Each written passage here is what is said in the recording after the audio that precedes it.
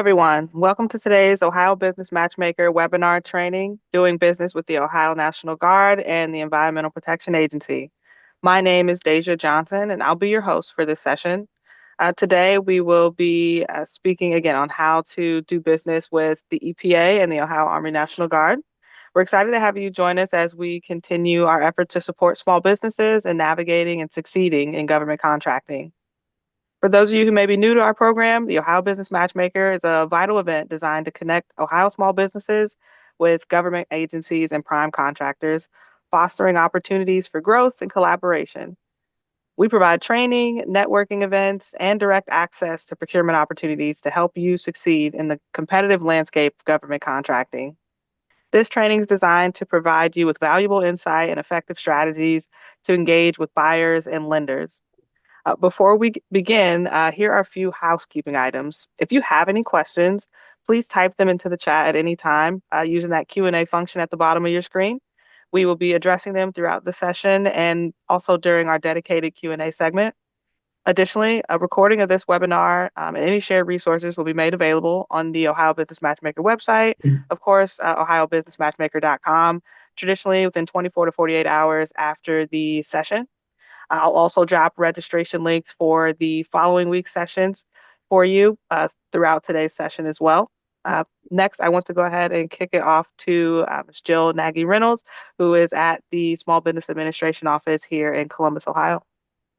Right. Thank you so much, Deja. And I just wanted to mention that these webinar trainings would not be possible without a partnership between the Small Business Administration Columbus District Office and the Ohio Department of Development. So this is actually the 17th year that we are organizing the Ohio Business Matchmaker, and we really hope that everyone that is attending these webinars will also be a part of the Ohio Business Matchmaker on April 22nd and 23rd. And also, I wanted to remind you that we have additional webinar training sessions in the following Wednesdays leading up to the event. So please plan on joining us next week. To get a listing of the remaining webinars, please just go to the Matchmaker website and register for them. They're free. So this afternoon's webinar training is a part of our Doing Business With series. As you are learning about the agencies that are part of these webinar trainings, keep in mind that they will be at the Matchmaker and you can ask them questions directly when you get a chance to meet with them. We're very happy for our the first part of this webinar training. We are going to learn about doing business with the US EPA. And joining us, we have Mr. David Allen, who is the Senior Small Business Specialist out of Washington, D.C. For the EPA. So without further ado, Mr. Allen, I'm going to turn it over to you. Thank you, Jill, and thank you again for inviting me to this event. And certainly glad to tell you how to do business with EPA. So it is not as hard as a lot of people think, but definitely it's a challenge on some occasions. So I'll walk through some of the processes and feel free, like Jill said, put your questions in the chat and I'll answer them. So let's get started. So how to do business with EPA. And part of my agenda is going to be the agency overview, some business tips. I'm going to walk through the forecast. The forecast is really your introduction on how to find opportunities within any federal agency that you deal with. And I'm going to show you how to get through ours. And then I'll have questions and also put them in the chat. All right. So our agency has a responsibility to protect human health and the environment. By show of hands or thumbs, however Zoom works, how many know that there was a river that caught on fire back in 1969? I don't see the fingers or hands throwing up, but anyway, there was a river that caught on fire several years ago in 1969 that was really interesting that it caught on fire twice.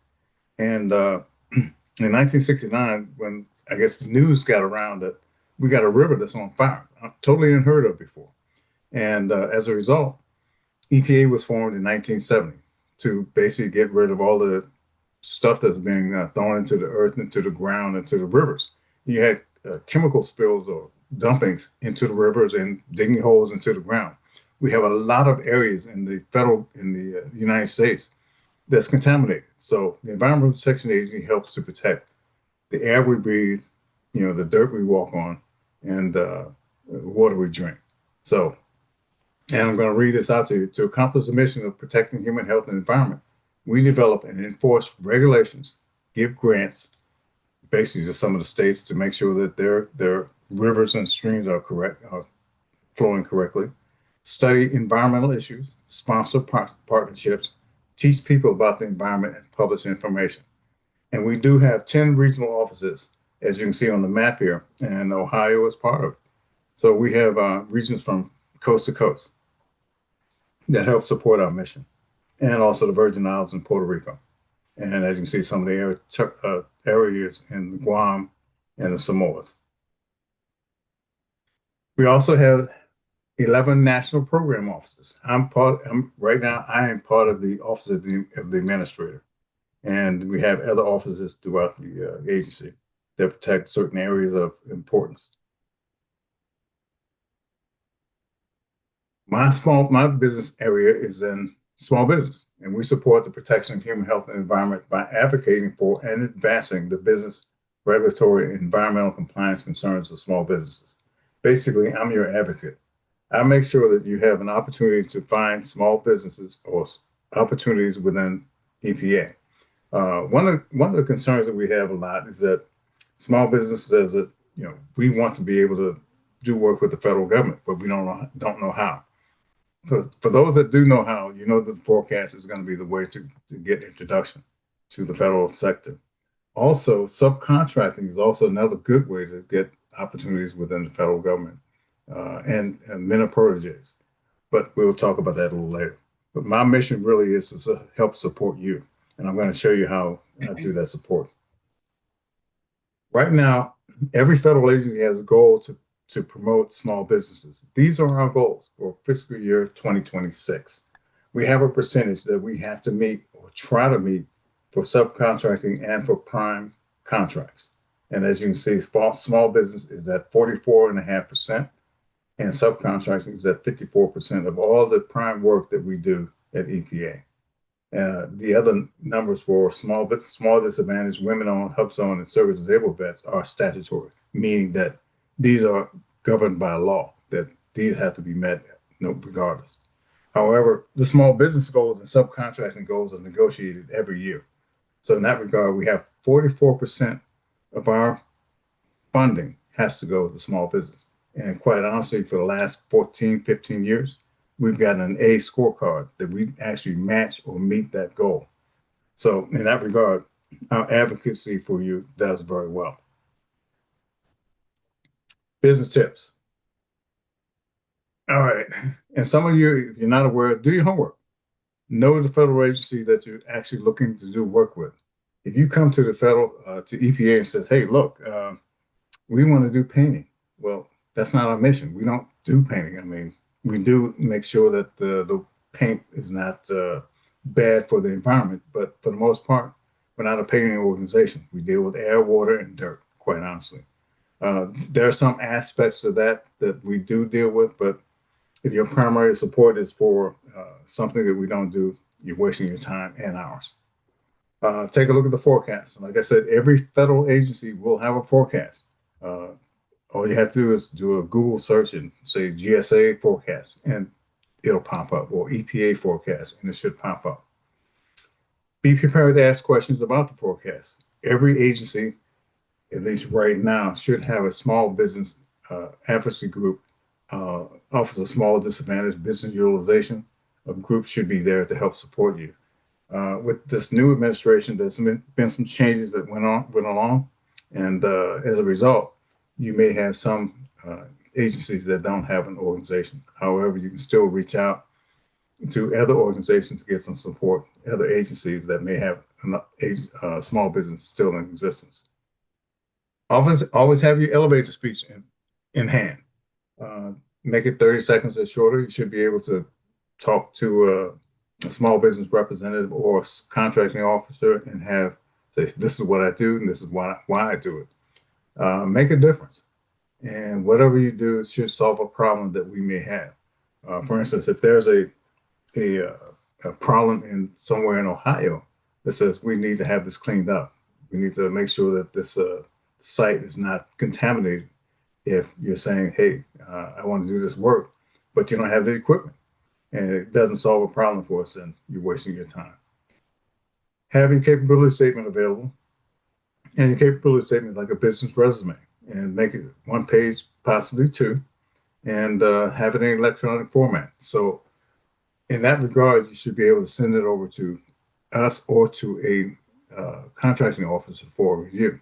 Make sure it has your unique identifier code, and show any certifications you may have, and have a link to your website and indicate whatever unique qualifications you may have for that opportunity that or your business that you're willing to solve for the federal agency.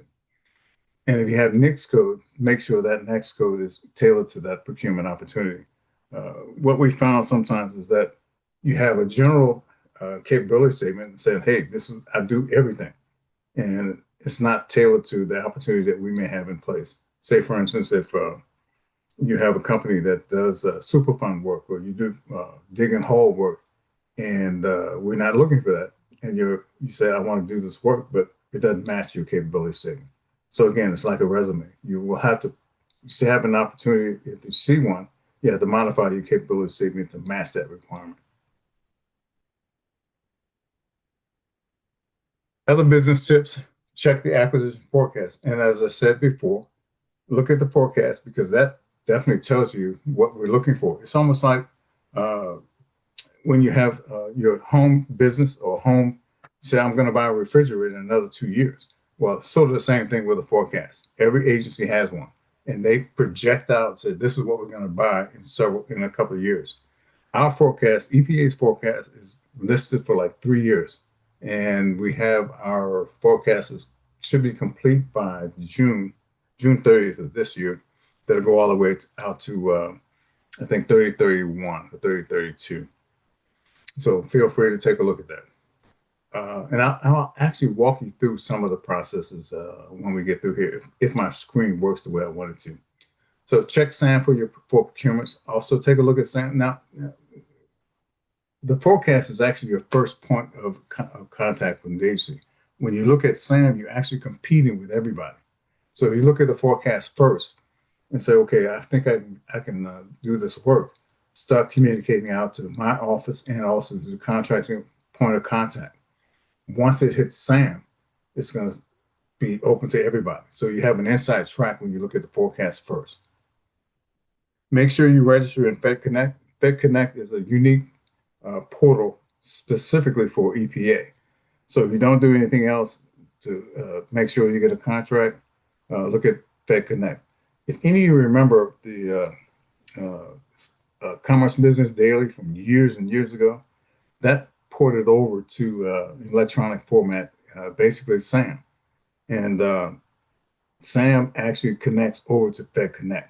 So everything I'm telling you now is basically all electronic. So make sure your electronic communications is intact. But specifically, you want to work with any contract with EPA, you have to be registered in FedConnect. And it's a two-way portal. And there's no more timestamps except for the electronic stamp that when you send it into that portal, it gets stamped rather than sending it in by mail. Consider teaming agreements.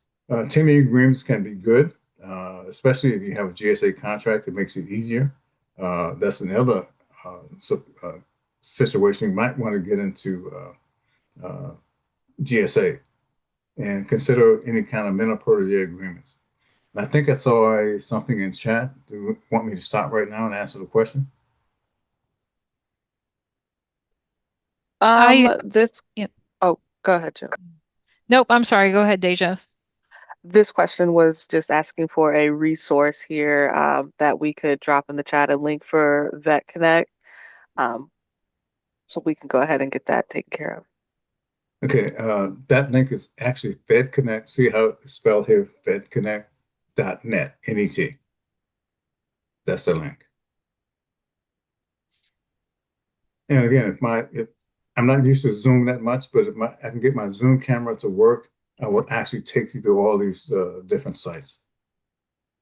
Thanks for the question. Apply any socioeconomic status that you have right now. Right now, it's still good. There's a big issue with 8As right now with the federal government. 8As are under the microscope. So if you're 8A, bring your A game. You have to be on top of it. Uh, for the most part, the federal government now is looking for merit-based businesses more so than I got a business and I can do the work. No, you got to bring your A game.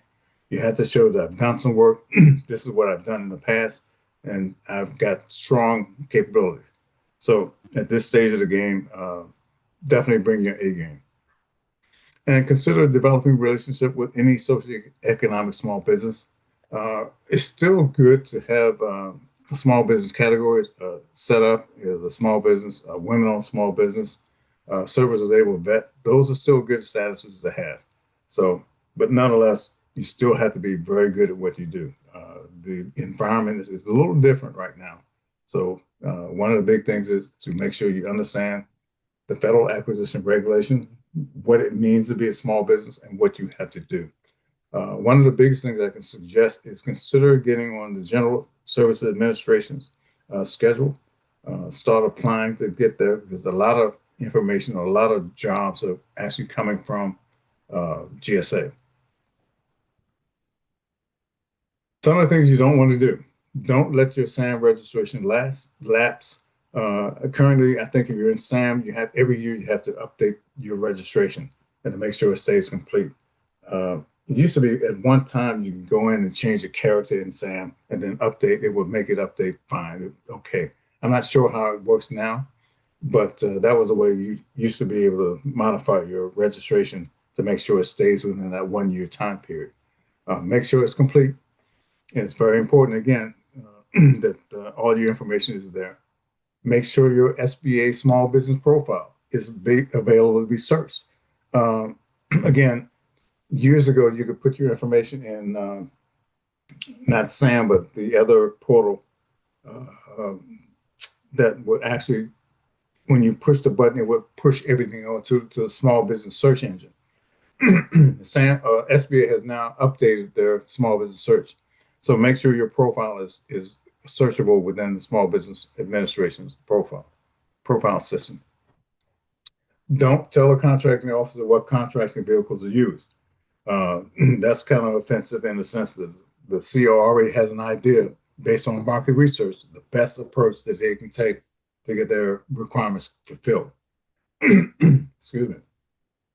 Don't have your capability statement more than 3 pages. Quite honestly, 1 page is good, 2 pages is fine, 3 or more is outrageous.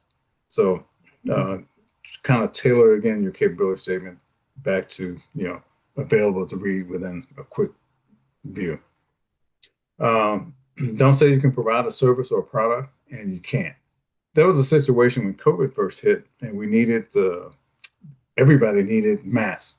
And this one guy, he thought he had a contact in somewhere overseas and it was a viable contract, but he had to deliver it within a couple of weeks. The guy had rented a airplane. He took his mother and father to this big fancy hotel to go down and sign the contract.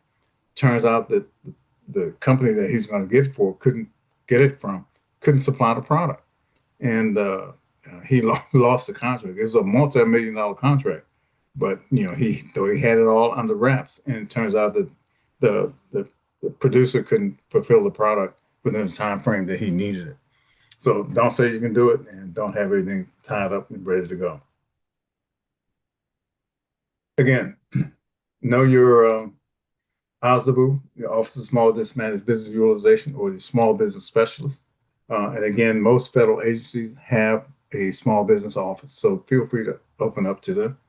And again, these links should be portable. Where, as you see the pop up here, this will actually go out to another page and show you how to find out small business coordinators, and they're all over the country. So there is one in your area. So feel free to reach out, and I'll show you who that is. Use your Apex accelerators. I'm sure you're aware of those. And again, that link will take you to that locator for your office area. Feel free to contact your small business development centers anytime you need an older group to give you some information or help mentor you. SCORE is a good place to look out for. And the Veterans Outreach Center is good, and the Women's Business Centers are very good for assistance. And again, the Fed Connect overview, like I said, is it's a two-way portal that actually is free. It'll actually connect you with the EPA. Anytime there's a procurement opportunity that's listed in SAM, it will actually port you over to Fed Connect to that same opportunity. And at that point, you have to put in all your information to respond to it. Here's the link here. Again, I don't want to leave out of here just yet until I'm sure I can actually bring up another page that makes sense. Here's our forecast. And we'll walk through some of the process for the forecast. And as you can see, the forecast is actually our way of saying, here's the opportunities we think we're gonna buy in the next 2 or 3 years. And they're all, just like I said, a forecast. Most times we are going to buy that product, and if we're not, then it should be updated to say we're not going to do it. This is the link here. Now, again, I'll populate that in a minute to see if I can get there. But anyway, this is our splash page. This is the first page that shows up for the opportunities. So if you click on this link, it'll actually bring this up right here, this page. And within our way of in that page for opportunities, current opportunities, you can search by record number, AA ship or region, our procurement office, by dollar range, by NICS code, the issue date for the solicitation, or the award date. These are all very good ways to search. And again, this is the link to get there. And again, I'll walk you through that. I'll show you first. So anyway, so if you click on an opportunity and say, here's the first thing you see that says, here's my current opportunities by record number. And within that, it will actually give you some description on what that opportunity is all about. And as you can see, there's a couple here that popped up. Now, to filter out any extraneous stuff, you put in, I want to see everything for 2025. You put it in that filter box. And as you can see, when you click go, it'll actually show up. Here's everything for 2025. That you filtered out everything only for 2025. To get more in depth with it, you can actually put in small. And you already had 2025. This is part of the filter. So you're filtering out now small businesses in 2025. And as you can see in your procurement method, everything here is restricted to small business. Actually, you can say probably below here it says competitive or competitive small. But again, you're still in 2025. Okay. And in order to get a little bit more information, again, this is all small business. All the filters we have here is small in 2025. So I have an interest in this particular procurement right here. If you click on this icon, it'll actually pop up into another screen, which is this screen, which will give you a little bit more information about that opportunity. And as you can see, it's still restricted to small business set aside. And it also has a point of contact. And that's that point of contact here. It's listed here with their email address. No phone numbers, but email. And again, like I said, it's still 2025 for the fiscal year that we're doing the solicitation. Now, to make it easier, I want to see everything in 2025 that's a small business, and I want to have a report that shows me that. If you click on an action, and this drop down here will show a download, which is displayed here. Show. Yeah, a question? You want me to stop here for a second? Hello. Yeah, Yes. Brad, you're unmuted. Okay. Okay, I we're good. do. This is Jill. I have a question. Like you showed the contact person for that particular requirement. Is there a good or bad time to reach out to them? And you had mentioned capability statements. Should they be sending them a capability statement, or what recommendations do you have in businesses reaching out to these points of contact? It's always good to send a capability statement and also copy me, copy someone in my office and say that, okay, I'm interested in this requirement and send a capability statement.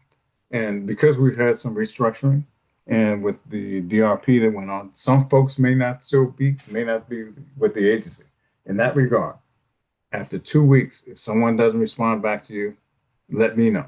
And I'll reach out to find out who is now the point of contact for that procurement, for that opportunity. But certainly send your capability statement for that opportunity that's listed. Thank you. As far, oh, you're welcome. As far as the format, when you hit down action here, and there's a drop down for download, you have an opportunity to download it in a CSV format or PDF. If you choose CSV, which is comma separated file, it will not display as an Excel. It looks like an Excel, but it's not. So when you download it, if you choose this method, if you download it, then you have to convert it to an Excel file to make it work like an Excel. Otherwise, it'll show up like an Excel, but it's not. So be aware that the CSV file is not Excel. The PDF is actually very good. You can't click on it or anything. You can't manipulate it, but it gives you a much clearer view of that requirement. So if you have an opportunity to download, you click download, it will actually download to your hard drive. Let's go back. Let's see if I can manipulate this a little bit for you.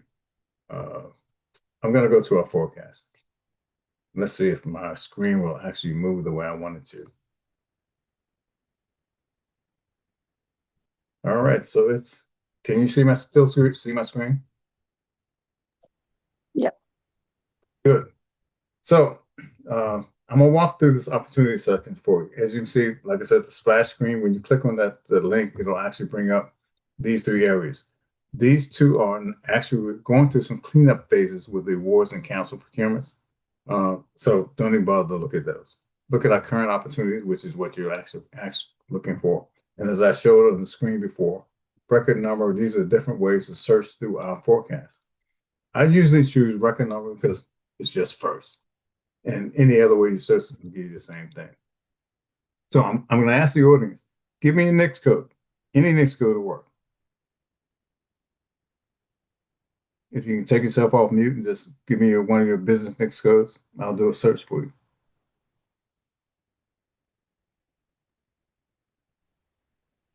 All right, everybody, this is your time to shine. Throw out a NAICS code.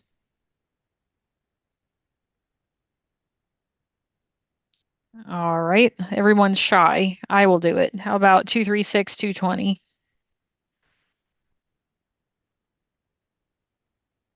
Okay. So I put in 236220 and I hit go. And this is going to tell you if we're looking for that NAICS code, it's going to be listed here. And it does. So we've got several.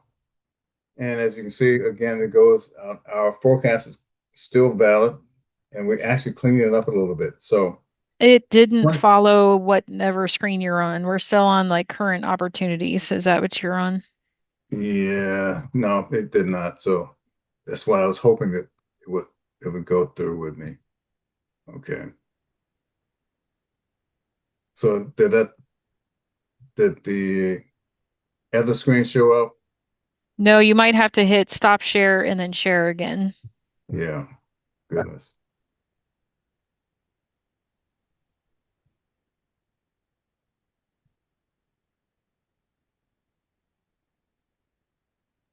Oh, I guess the chat is disabled. I am so sorry, Joshua. Okay, he said we can't talk, the chat's disabled. That was not intentional. So, okay. And so I did get a second NAICS code as well once you're done with that one. Okay. I just have to remember to stop and go Oh, back. here they come. Yep. Sorry. Okay, thanks. As you see, Jill, when you gave me 236220, as you can see, here's a bunch that showed up. But as you see, to the procurement method hasn't been decided. So to be decided out of market research and so on. But these are, and some are restricted to 8A companies. So again, this is a good way to filter through forecasts based on your NAICS code. And again, like I said before, you can actually put in small. Let me know if the screen changes. Yep. Oh, nothing showed as small. So I'll take that back out. So what appears to be a situation where to be decided as a market research, let's put in market just to isolate those out. So there's actually, what, 5 to be done after market research. Now, this is showing 24, 23. This is no good. 20 is over. 25 and 20. So you got validation in these 3, and this is a possibility here. This may be a recompete. So in that instance, let's take, for instance, this requirement here. If you click on this one and click on the icon, did it change to the detail page? Yes. Okay, good. So again, like I was saying before, it'll show you detail of that opportunity. Well, this one's fairly new. So this is a good opportunity. This is your contact point right here. Anyone has an interest in this requirement, just shoot them an email and say you're interested as part of the market research that will have to go on in this requirement, and send a capability statement and copy me. You can always go back. It should take you back to the page that we started from.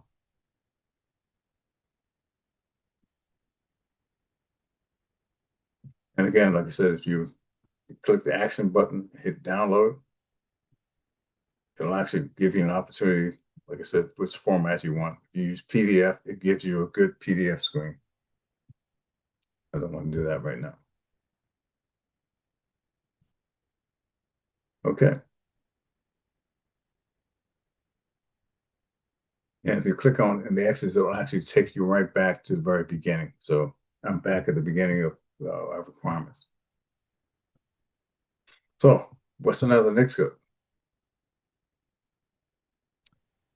Here's one that I haven't seen before. 424350.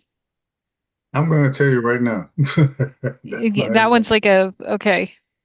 Wait a minute, just for grants, 434, which one? 424350. Wait a minute, 424350. That doesn't even ring a bell. Didn't think so. Okay. Yeah, I'm not That's in awesome. 238120. That one didn't ring a quick bell either. That one's like Yeah. No, we're not looking for that. okay. 484110. That doesn't ring a bell either. No. 541511. That one I know. Yeah, that does. Yeah. So that's several. And let's see how much the 541511 is going to small. Only 2 in 2025 and 2024. And again, our forecast is being updated, so we should have some new ones in 26, 27, and 28 by the end of June. So again, just check the forecast for updates, and that process is going on as we speak. Tell you something else that's interesting for anyone entering the small business, the And we contract. have I don't mean to interrupt. There's a question that a good question. Are these opportunities on SAM as well? These are procurement forecasts, right? So they wouldn't be on SAM or. That is correct. They would not be on SAM just yet. These are forecasted records. These are opportunities that we think we're going to buy in the near future. And we have a 3-year forecast. So you'll see something out there from 24, 25, and 26. Should be something out there. Let's take a look. 2027.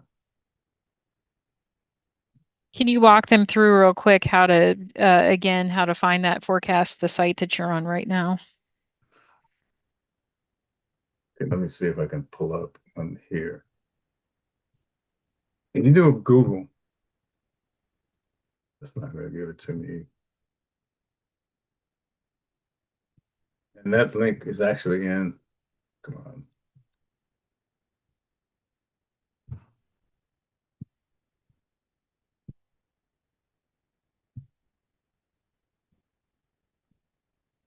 That link would be right here.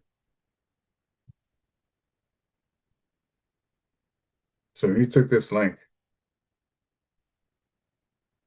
it'll bring you up the opportunities that we're looking for. Going back a little bit. So if you took this link, it'll bring you up to current opportunities for the forecast. And again, that link is in the slide deck, and it's active. So I made it active so that when you do get the slide deck, all you have to do is click on it. It'll take you to the forecast.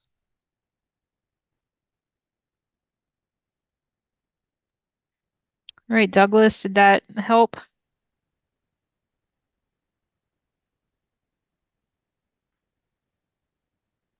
And I don't see he hasn't responded yet, so I'm thinking that it did help. Okay. Something else that our forecast does that I don't think any other forecast in the country does is we do something called a simplified acquisition, which is below the let me get my fingers right here. These are like small entry level procurements. Not very many organizations do this, but we put out anything looking for a small business that wants to get into the federal government very quickly. There's something called a simplified acquisition procurement, and that's below the micro purchase threshold, which I think is $10,000 now. So in that regard, if you type simplified, like I did here, it'll list everything that's below the simplified acquisition purchase threshold. And again, I don't know why this one's here, but for the most part, this is a quick way to get opportunities with the federal government, at least within our forecast. So again, if you're a small business looking for a quick way to get into the federal sector, type in simplified. Quite honestly, just a small portion of it. SIMP. That should also bring the same thing up. Okay. So again, it doesn't break out by NICS code, it's just broken out by that term. In that regard, that's a quick way to find opportunities. Another question I saw here, just for clarification, the only way to actually propose to any of these items listed is if they were to then be uploaded to SAM later. That is correct. Okay. Yeah, this is nothing more than a forecast. This is any federal agency that you deal with, EPA, HHS, GSA, any of them. It's always all of them will have a forecast. This is your first opportunity to say this is where I want to do work with, and based on your NICS code is the best way to search, or some keyword. Some keywords will pull up the record. Some won't. Again, the NICS code is the best way to do a search. So again, one of the NICS codes that we use a lot is 541620 currently. If you put that up, there should be a number of opportunities set aside for small business.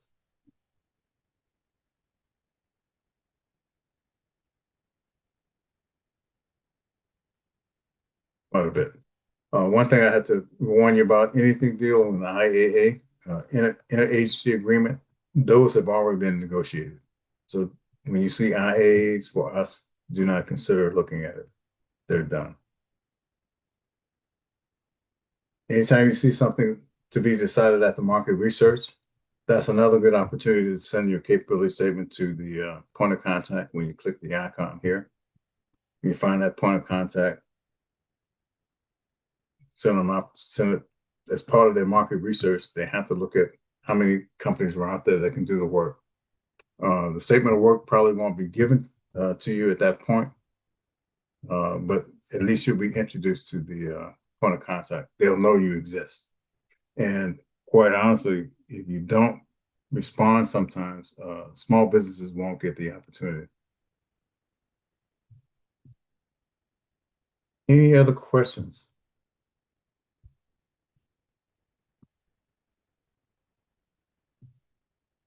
You want me to repeat anything back I do to see Joshua is asking, is this for market research to determine set-asides?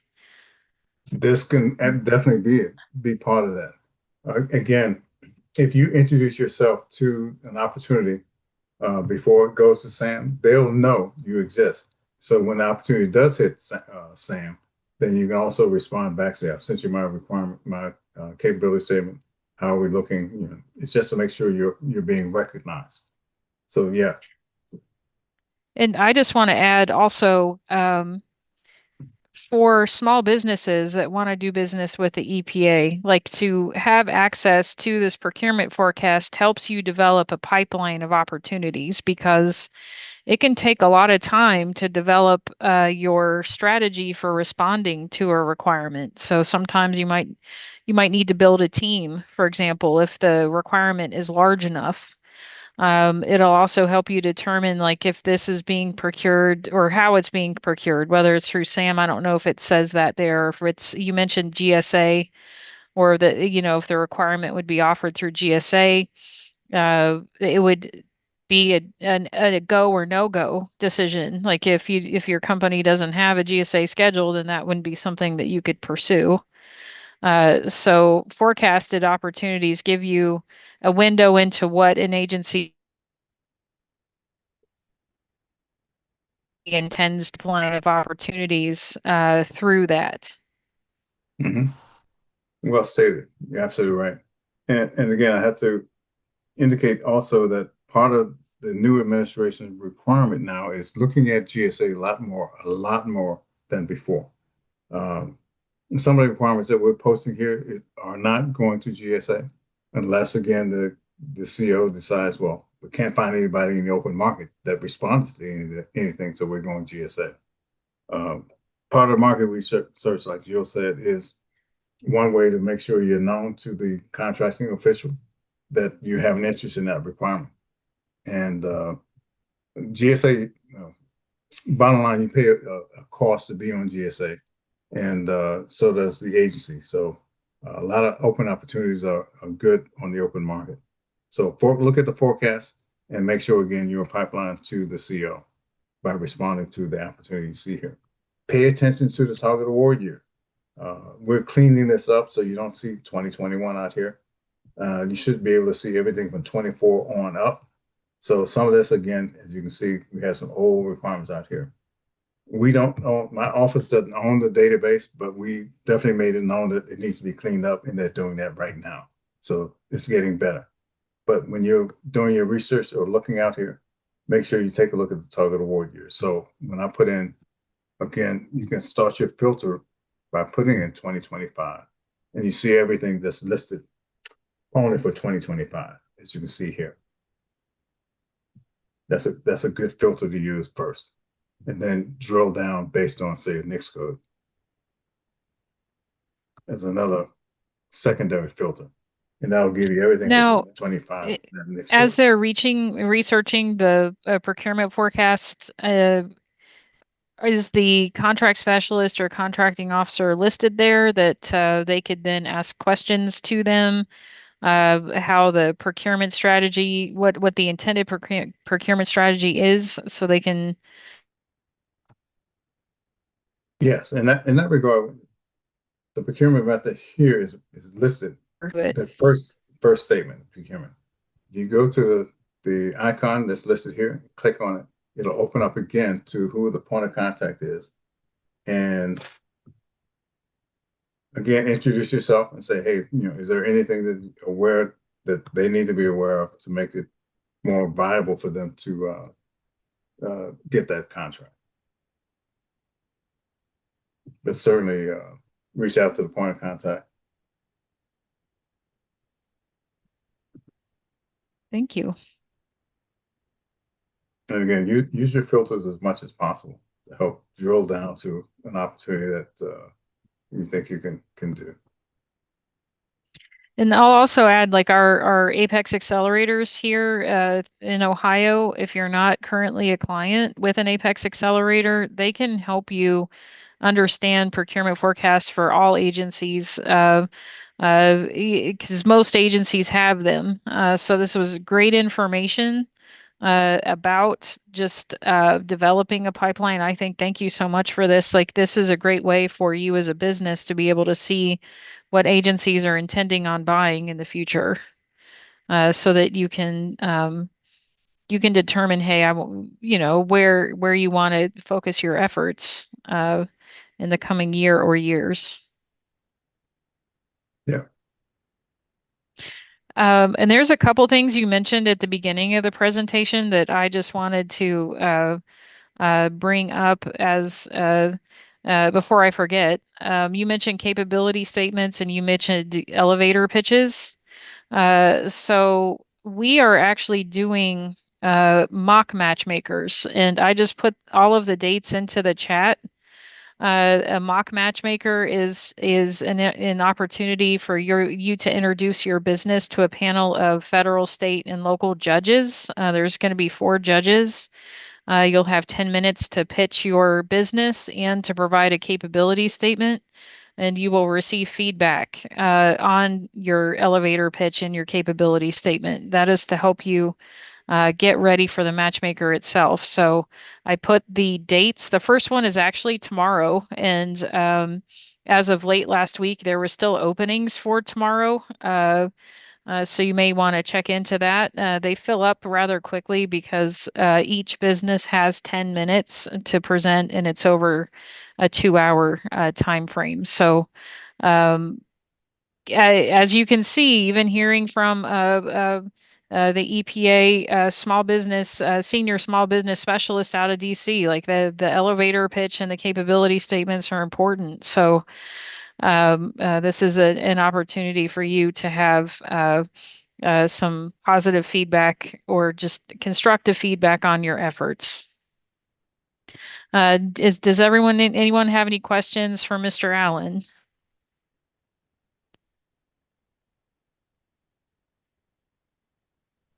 I see a few questions here. The first one asks, what GSA schedule does the EPA usually use? We pretty much use it all. The Schedule 70 and pretty much all the schedules, but 70 more than any other. Would 70 now go into GSA Mass? I think it does. Yep. Yeah, Mass. GSA Mass is the multiple award schedule. Yeah. And I know that the Ohio University Apex Accelerator has recorded trainings on GSA.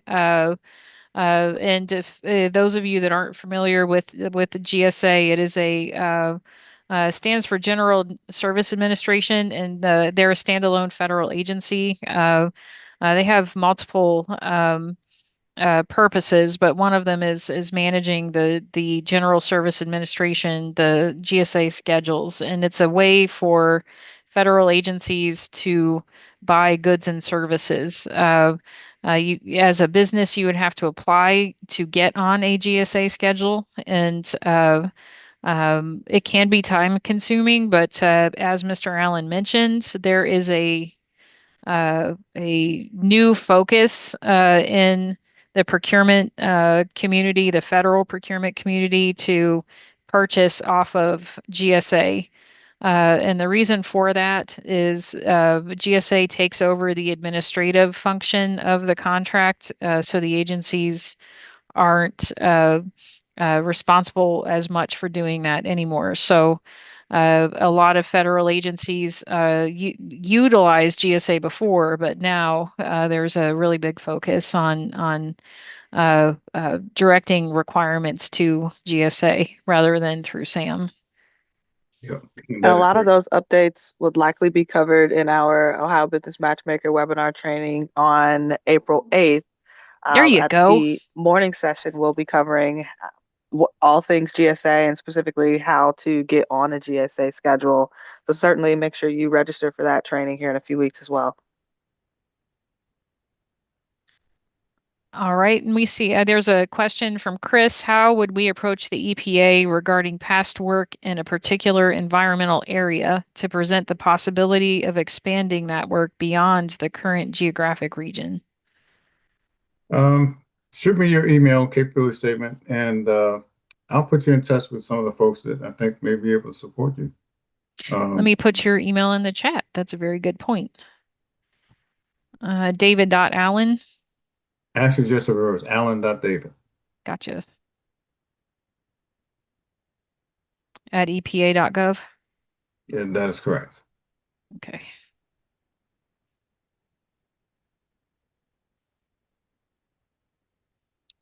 All right. Anyone else?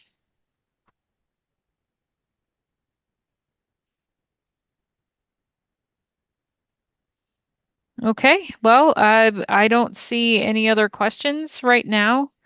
I will say thank you very much for your time today. I learned an awful lot, and hope everyone else on the call did too. And just as a reminder, we will have the EPA Cincinnati office at the Ohio Business Matchmaker on April 22nd. I am going to send the information to Mr. Allen. I'm not sure if he'll be able to come from DC, but it would be great if he could. So thank you so much for imparting your knowledge to us today. Well, it's been my pleasure, and certainly enjoyed every moment while I spent communicating. I'll do it again. Just reach out to me. Thanks. All right. Thank you. Thank you. All right. I will go ahead and switch gears to doing business with the Ohio National Guard. So we have Mr. Bradley Waugh, who is the Chief of Contracting Office with the United States Property and Fiscal Office with the Ohio National Guard. Very happy to have you today. Brad, are you ready to go? Yep, there he is. Okay. Just give me a minute. I'll learn not to follow this guy again. It's an excellent brief. Okay, sharing my screen. I learned a lot too. Thank you. I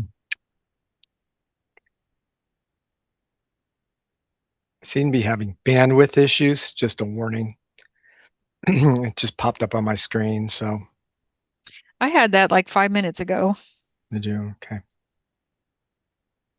Come on. Share.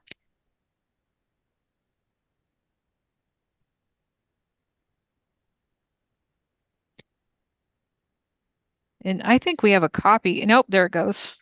Okay. All right. And I know I'm I've got. seeing you, but let me change it to my PowerPoint.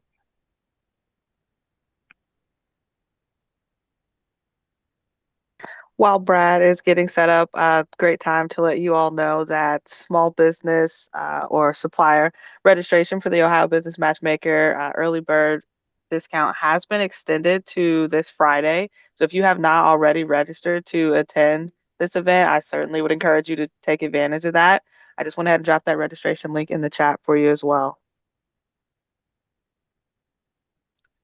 Okay. I'm going to try to full screen it. I think it might work. Not really. I think I'm only sharing this smaller screen, right? I'm looking You're, at your presenter view right now. Okay. Yeah. Okay. Let's switch that over.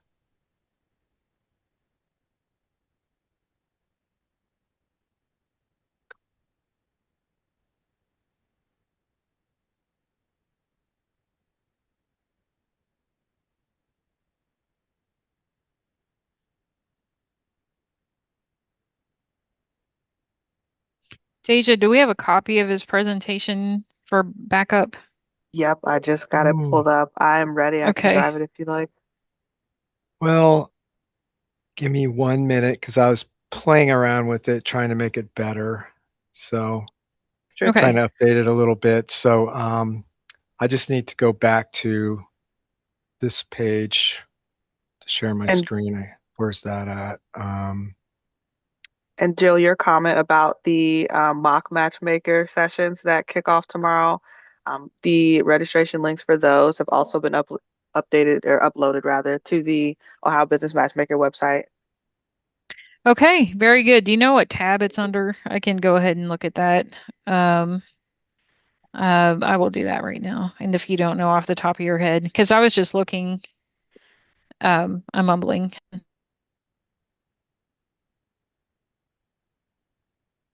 Share screen. Go to It this is one. under the webinar registration, all the way at the bottom, actually, where the blue turns to red, you know you're in the right spot. Very good. I see it.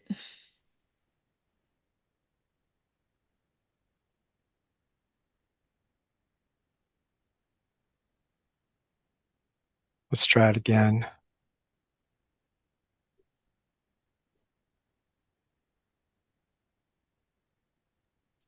I see. Oh, there we go. We got it. Okay.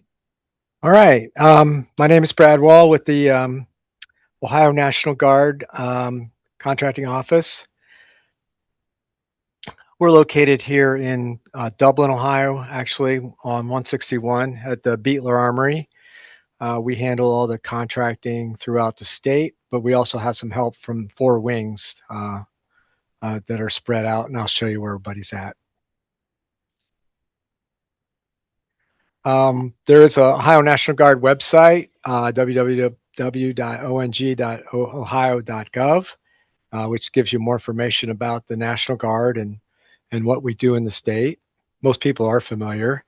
I will say this is a snapshot of the website and of our leadership. We are a little unique in government agencies. We fall under federal and state guidance. That gentleman in the bottom right corner is Colonel, he's now full bird Colonel Schwati, and he is the U.S. Property and Fiscal Officer. He's my boss. Basically, he handles the federal funds within the state. So what we normally deal with is federal funds.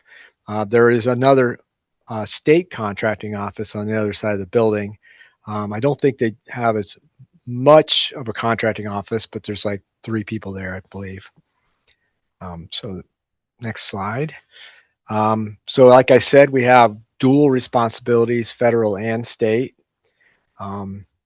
which kind of they overlap slightly, and there's certain rules as to how we do contracting if it's on a federal property or things like that. So you don't really need to get into that. Next slide. We have a roughly 15,000 employees in the National Guard workforce for Ohio, both federal and state. And our operating budget, if you look at this center one right here, for federal funds, we have, all down here, we have about $42 million in federal funds that we deal with. There are units throughout the state. Like I mentioned, the Army is in the center at Columbus. We do all the contracts for the Army side of things. And then we have the wings. We have Rickenbacker Air Force Base. We have Toledo, we have Springfield, and we have Mansfield. So we're quite spread out. And I have contracting people about half a dozen at each base. So this one is basically the Army operates in all the blue shaded areas.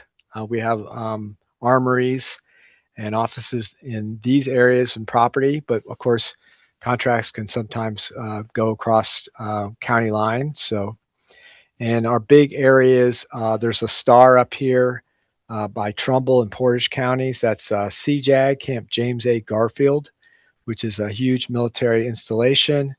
And then we have Camp Perry up here in Sandusky. Those are 2 of our bigger bases. In 25, we did around 435 contract actions. This gives you a breakdown as to most of them are done by the Army side, which is 63%. The wings have a smaller percentage. So, but by dollar amount, maybe the higher dollar amounts are usually at the wings. So if you look at the total by dollar amount, we did $28 million last year. The Army was around 19. The 179th is the Mansfield, and they're transitioning to a cyber warfare mission. So theirs is a bit higher. That's why they're at 21 million. We heavily promote small business in our office. I'm sure Jill can attest to. We have roughly 92% of all contracts go to small businesses. We try to hit every metric. We keep track of this. This is a just a kind of a snapshot by quarter from last year. If you'll see, most of the dollars spent are in the fourth quarter, which is what we're coming up on real quick. So that's you're getting into the area at a time when most of our contracts will be cut. So this is our busy season. I took a snapshot while we were in the meeting here earlier of our current metrics. We're at actually 95% of our contracts right now are small businesses. 52% are small disadvantaged. Service disabled is only 0.62. Actually, it's a negative number because it was some contract that was canceled and had to be brought back. But that number will be going up this summer because generally we have a couple construction projects up at Camp Garfield, and those usually go to service disabled companies. We do a lot on women-owned. We have 26% of that is women-owned. HubZone looks a little bit low right now at actually a negative 2.73%. So we keep track of this, and as more and more dollars are spent, I will try to match up and hit as many metrics as possible. And Brad, we have a question. Yeah. What NAICS codes or what are the NAICS codes that the majority of contracts fall into? Oh, there you go, right codes here. off the top of my head, but yeah, good question. A lot of stuff. Most of the contracts are subsistence, food, and lodging. Whenever we have people drilling on the weekends, they need a lot of time units will have. The Army doesn't employ like cooks like they used to in World War II. Okay, they outsource that portion of the business, and we are responsible for a lot of the meals and lodging for units that are getting ready to deploy or units that are drilling at the various sites. Along with that, we do our next biggest one would be catering and food. It's probably in there too, but it's under kind of food and lodging. Health care services is a big one. We have outsourced a lot of the tests, like drug tests that soldiers have to take. We've outsourced dental services, things like that. So quite a bit of that. We also do some construction around the state. So there's construction on a dollar basis is pretty high. On a number of contracts written, not so high. We also have some IT services, some advertising for recruits, things of that nature. We will buy office equipment, but some of the things we buy are mandated to be bought from mandatory sources, such as the prison services, or and also like Ability One, the blind, and things like that. So a lot of the things that we buy are mandated to come out of there first. This is some job We have another question having to do with veteran owned. Are there set asides? And he says VBE, that's Veteran Business Enterprise. That's a state certification. So Yeah, it'd be the VOSB or SDVOSB, Service Disabled Veteran Owned Small Business or Veteran Owned Small Business. So do you have set asides for that? Yeah, that's right. And here's some slides, pictures of some of the things that we built recently up at CJAG. We've got a machine gun range that we built last summer, or might have been the summer beforehand. So we do things that a lot of people don't get a chance to do. I don't think too many civilians are building ranges. Bottom left corner is culverts. So that's fixing a drainage issue on the base. After that's done, of course, then they have to fix the road, and then they have to put new guardrails up. There's also kitchen equipment. There is, like I said, most of the meals and stuff we have provided, but there's also there is some cooking that's being done on the bases, so we do that as well. To find our opportunities, we're required to put everything on sam.gov, and I'm not going to rehash everything that we just talked about on that, but I would like to maybe perhaps go live and show you some of our current opportunities on SAM. But it has to be on sam.gov. You have to be registered on sam.gov to get a contract.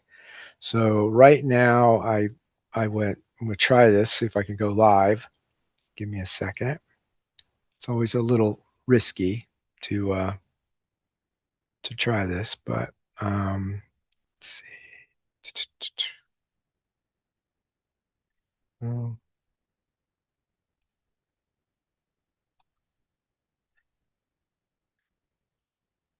Okay. Well, I think I lost my sam.gov, but I'll get into it real fast. My screen's going to look a little bit different than yours because of my access, but workspace, and so we have 13 active opportunities. Homeland Response Force Sustainment Support Services. That would be, I'm not even what CTE stands for. I'd have to look it up. Data wall installation, shop rags. There's a materials for construction up at CJAG. There's catered meals for the 7th through the 29th of April. There's some classroom seating that needs to be purchased. We're doing a delivery schedule, a total, aggregate. So that's gravel and stuff like that. Ramp alterations, I believe that's probably at Dayton. More meal requests at Garfield, HVAC repair for buildings. Next slide. Cyber repair for a building 403. Again, these are at Mansfield, and more build materials. So what you do is you, if you're the next codes and stuff are buried in here. So you can see the notice ID. If you, we also put a plug in for the Apex accelerators to help you find a link there to help get online and do the opportunities. In this case, this is called a sources sought, which is how we put out. If we're not sure exactly how we want to award it, we put a sources sought. It's more of an informational thing. This is what we're going to most likely put this out for solicitation, but we need to know from the interested vendors who's capable of doing it. And that will help us decide whether to put it out as small business, service disabled, large business, anything like that. So that's why it's a sources sought. It's not an actual solicitation, but you should respond to these as well, because it'll give you a leg up on when the solicitation comes out. It's not a set aside yet because we haven't decided what it is. In fact, we haven't even determined the NAICS code exactly. So that's left blank right now. There's information here that you can click on to get the details. And the contract specialist in this case is Gordon Strom. He's the primary point of contact. He's actually the contracting officer up at CJAG. So that's an example of a sources sought. Let me go back here. Let's find one that's not a sources sought. A little easier to. Let's see. What would be good? Like I said, I do a lot of catered meals, so let's go with that. So this is a catered meal requirement for about 3 weeks at probably one of the training bases. Same information with the Apex Accelerator, general information. Pay attention to this. when the offer's closed, because you don't want to miss that window of submitting the offer. And then it'll tell you what to include. And when we get down to it, so the instructions for officers, please pay careful attention to this. This one is 100% small business set aside. Here's the next code, 722320. We'll do always pretty much every time a firm fixed price contract. This tells you when the questions must be submitted by, so we can roll up the answers and post them on SAM so everybody has the same information. And then quotes are due no later than noon on Friday, the 27th, this Friday. We are required by law to use the Federal Acquisition Regulation System, so anybody can look up the rules. Basis for award in this case is price first, and then past performance second. And in here is all the information you need to know about the meals, the actual solicitation, and the instructions. And if there's a format that we want you to fill out the quote in, then we'll provide that as well. In this case, Paul Robinson is the contracting officer that has the point of contact. So they're all about the same. So that kind of gives you an idea of what we're buying right now. We have an internal document where we keep our future forecasts. I've learned from the last presenter that at the EPA that they actually put theirs out there. So I'm considering doing that. I think that would be a good idea if we could add that to our repertoire, but we don't do that right now. Let me pull up an internal view of what's out there coming. You get a little preview. So currently, I think we're working about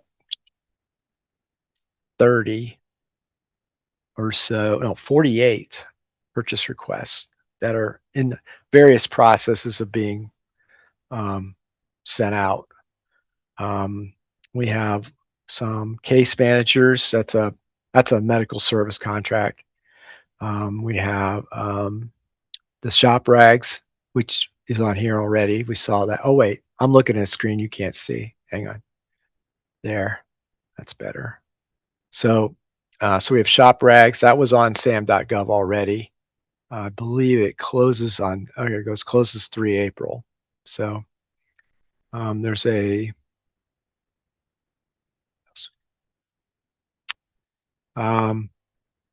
overhead door, gym equipment, restoration of a building. CMR is, I think, command meal requests or something like that. So those are meals. YRRP is a yellow ribbon event. That's basically a hotel for a bunch of soldiers that are getting ready to deploy or come back. We have to provide them a briefing. So we get some convention space at a local hotel, or this one, in this case, is in Columbus. We also provide meals to the families and the servicemen that are going through that deployment or redeployment convention. We have a thing called Boss Lift. This is where people who work in the National Guard have civilian jobs. We have a program where we give their bosses flights as a kind of on a tanker, kind of as this is what we do. So we have to provide meals and transportation and things like that for the Boss Lift thing. Again, more meals at CJAG, another yellow ribbon coming up in May, a couple of them. We buy band instruments for the Army band. We have, looks like some computer software, some cell phone licenses, cable TV service. We have role players. This is a disaster response team called the HERF.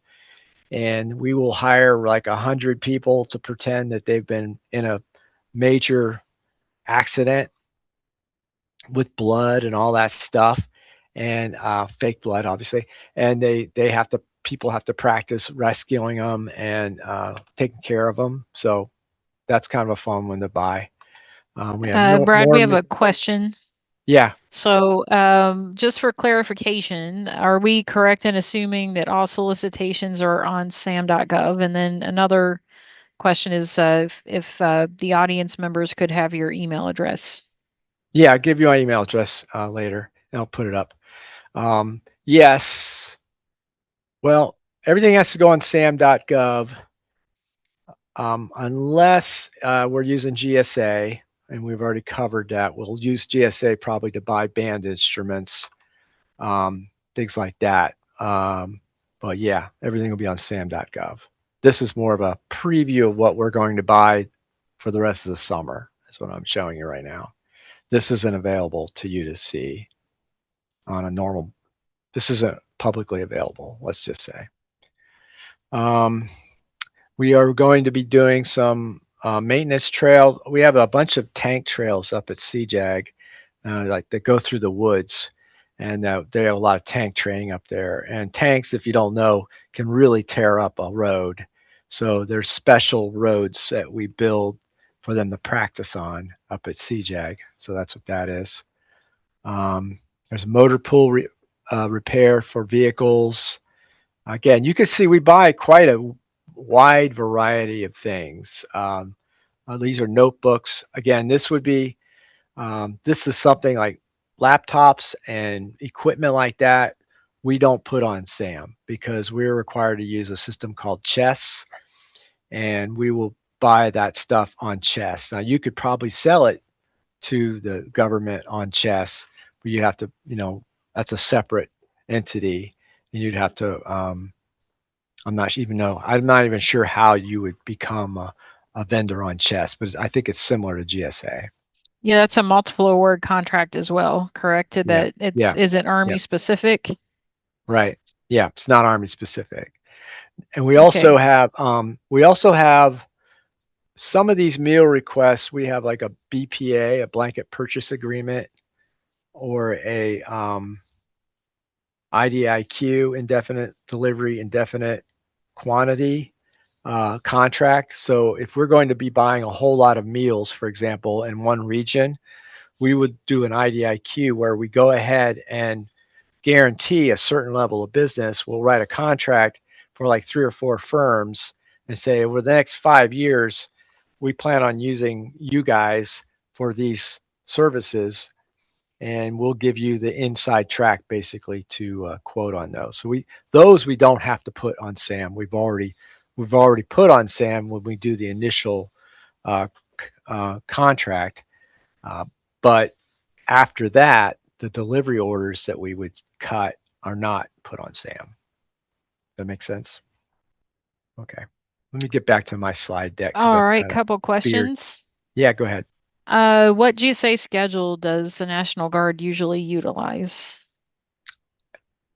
I'm sorry, I don't know that off the top of my head. I'd have to do some research. I can say GSA Mass is like Okay. the multiple award schedule replaced those of you that have been in government contracting for a while. They used to have like the GSA 70 MOBIS, like lots and lots of different GSA schedules.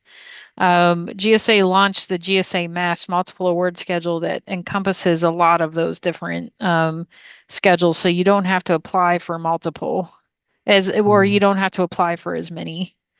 And then the other question is, does the Ohio National Guard buy advertising, marketing, publishing services for recruiting, for example? We have a person that we've hired who does a lot of that for us. So we've kind of outsourced it. We will buy radio spots, I think, and maybe a few billboards or something, but generally not really too much. They keep us kind of reined in. They want to have a uniform message across the board. So there's limits on how much we can purchase or how much we'll do in that area, I believe. There's my address, my email and contact information right there.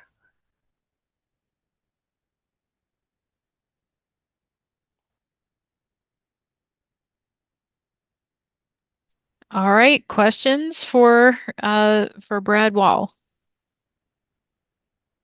Oh, here's one in here. I haven't seen any transportation needs mentioned. Any opportunities for charter bus services? The Army is one thing that they don't outsource is mostly buses. We have our own buses. You'll see convoys on the roads, and I think they look at it as like an opportunity to practice. So no, we don't really do a lot of transportation, believe it or not. You would think, but that's one thing um, we actually do. All right, thank you. Mm. And just a reminder that the Ohio National Guard will be at the Ohio Business Matchmaker on April 22nd. So, Yep. you usually bring a pretty big team with you. I really appreciate it. Yeah, I always drag several of their guys from Springfield and Rickenbacker over to Dayton, and then I'll send myself and one or two other Army guys. I believe Colonel Schwati wants to be there this year too, since he's new as the USPFO. He wants to partake in it. So Awesome. Very good. Very good. All right. Well, I don't see any further questions. The beauty of these webinars, we always put aside mhm. 2 hours, but it may not take the entire 2 hours. So if there aren't any additional questions, I don't know, Deja, parting words or Well, of course, I want to thank everybody for coming to today's webinar this afternoon. And again, I would encourage you to join us again next week, where we will be talking more about the Ohio Business Matchmaker and how to get yourself set up for success. And there'll be additional guest speakers that will also be in attendance at the Ohio Business Matchmaker.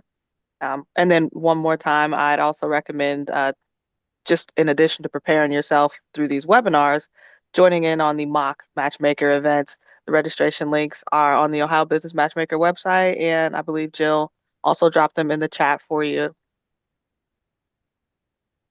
Where might we find links for the missed sessions on the AI series? The AI series is separate from the Ohio Business Matchmaker website or webinar series.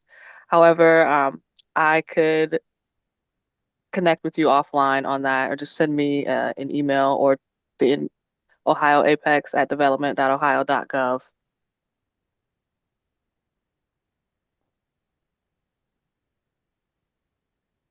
All right. With that, we can go ahead and wrap for the afternoon. Thank you all again for your time, and we'll see you again next week. thank you, Thank you. everybody.